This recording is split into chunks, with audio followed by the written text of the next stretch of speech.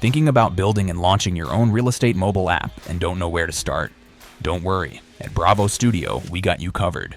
Head to bravostudio.app and check our sample apps and Figma UI kits, which you can fully customize to meet your app requirements and style.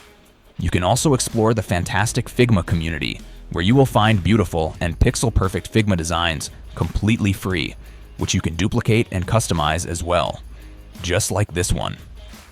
Remember to download our Figma plugin, which will help you Bravorize your designs faster with the necessary Bravo tags. Our Figma plugin will also check your design to inform you when an app screen is ready to import to Bravo Studio.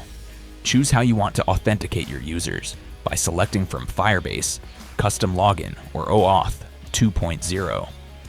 We strongly recommend checking out Kinde, allowing you to set up multiple login methods for your users in just a few clicks.